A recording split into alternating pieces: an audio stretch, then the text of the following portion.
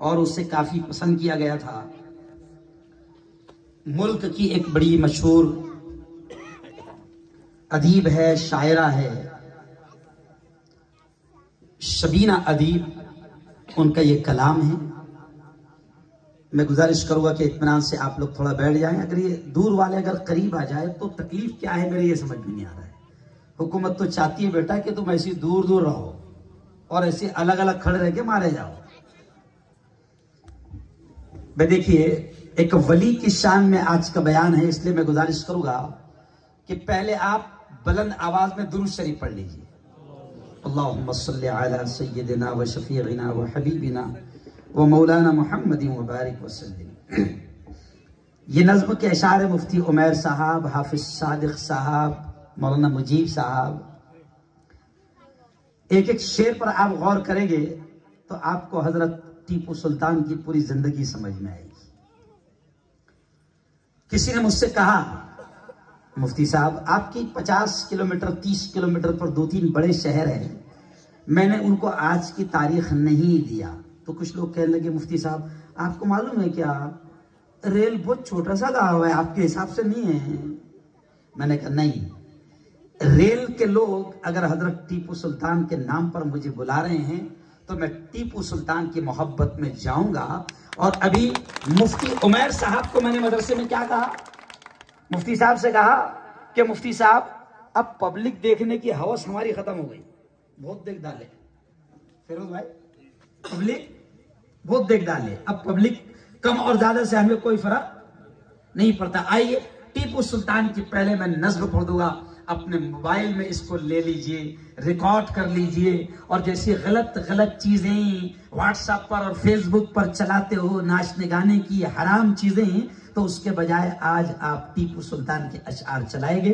میں گزارش کروں گا کہ آپ اپنی دل دماغ میں بھی ریکارڈ کریں اور اپنے موبائل میں بھی اس کو ریکارڈ کریں، اور میرے ساتھ بھی آپ پڑھیں گے۔ جب میں اشارہ کروں گا بڑا ایک منظر بن جائے گا، بڑا روحانی منظر بن جائے گا۔ آج ریل والوں نے اتنے پھول لائے جیسے فیروز صاحب کہہ رہے تھے، اور اتنے پھول برسائے کہ میرا بھی موڈ بن گیا ہے نا۔ اس لیے آج میں بڑے موڈ میں ہوں اور انشاءاللہ بڑی اچھی بیٹنگ کروں گا، اللہ کی ذات سے ایسی امید ہے۔ آئیے شعر سنیں آپ نظم کے۔ اے ٹیپو سلطان،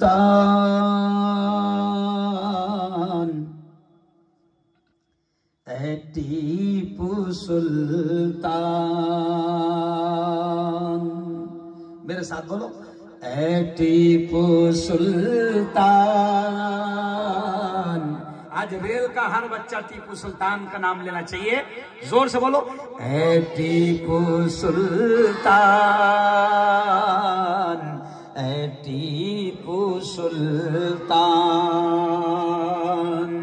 اے ٹیپو سلطان، اے ٹیپو سلطان۔ ارے بھارت کے دشمن کے لیے تو، بھارت کے دشمن کے لیے تو بن کے رہا چٹان، اے ٹیپو سلطان، اے ٹیپو سلطان، بولو اے ٹیپو سلطان، اے ٹیپو سلطان۔ اگلا شعر دیکھیں۔ بھول نہیں پائے گی دنیا ایسا کام ہے تیرا، بھول نہیں پائے گی دنیا ایسا کام ہے تیرا، جنگ آزادی کے ورق پر پہلا نام ہے تیرا، جنگے آزادی کے ورق پر پہلا نام ہے تیرا، میدانوں میں ہمت کا پرچم لہرایا تو نے، انگریزوں کی فوجوں کو مٹی میں ملایا تو نے۔ ارے تو تھا ایک فولادی انسان، تو تھا ایک فولادی انسان، تو تھا ایک طوفان، اے ٹیپو سلطان۔ پورا مجمع بولو، ریل کے ہر جوان بولو، اے ٹیپو سلطان، اے ٹیپو سلطان۔ بھئی اسٹیج والوں کے لیے بولنا حرام نہیں ہے، اے ٹیپو سلطان۔ اگلا شعر دیکھیں، تو حیدر کا بیٹا تھا، جذبہ تھا حسینی تجھ میں، تو حیدر کا بیٹا تھا، جذبہ تھا حسینی تجھ میں، اپنے وطن کے عشق میں رہتی تھی بے چینی تجھ میں، تو نے دشمن کی شرطوں پر کیا نہیں سمجھوتا، تو نے دشمن کی شرطوں پر کیا نہیں سمجھوتا، ظالم کے قدموں پر تو نے اپنا سر نہیں رکھا، او کتنا پختہ، ارے کتنا پختہ، کتنا سچا تھا تیرا ایمان،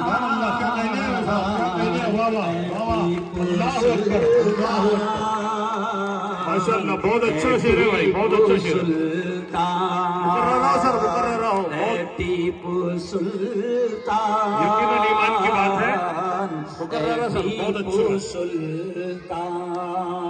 سبحان اللہ سبحان اللہ۔ اگلا شعر دیکھیں، دعاؤں سے آج ملک میں کچھ آتنکوادی ہے، آج ملک میں کچھ شیطان ہیں جو اس پہلے سوتنتر سینانی کو ایک ایسا سلطان، ایک ایسا حکمران، ایک ایسا بادشاہ جو انگریزوں سے لڑتے ہوئے پہلا بادشاہ تھا جو اس ملک کے خاطر شہید ہوا، آج کچھ ملک کے ایسے غدار اور کچھ ایسے آتنکوادی بھی ہے جو اس کو بدنام کرتے ہیں۔ لیکن دیکھیں آپ کہ کتنا وہ ایکتا کا ماننے والا تھا، کتنا وہ ہندو مسلمانوں کو سب کو ساتھ میں لے کر چلنے والا تھا، کتنا وہ راشٹری ایکتا کا ماننے والا تھا۔ یہ شعر دیکھیں آپ، کتنے پیارے انداز میں شاعرہ کہہ رہی ہے، مندر اور مسجد دونوں کو تو نے دی جاگیریں۔ بجا دو زور سے، مندر، ٹیپو سلطان نے مندر کے لیے بھی جائیداد دی، زمینیں دی، اور مسجدوں کے لیے بھی جائیداد دی، آگے میں بیان میں لاؤں گا۔ لیکن شعر دیکھیں، شاعر کیا کہتا ہے کہ مندر اور مسجد دونوں کو تو نے دی جاگیریں، یک جہتی ایکتا، یک جہتی کس کو کہتے ہیں۔ ہمارے سلیم صاحب سے رہا نہیں جا رہا، کھڑے ہو جائیں، استقبال کریں۔ بہت اچھا شعر ہے سر، بہت اچھا شعر ہے، بہت اچھا۔ مندر اور مسجد دونوں کو تو نے دی جاگیریں، یک جہتی کس کو کہتے ہیں، تجھ سے رہبر سیکھے۔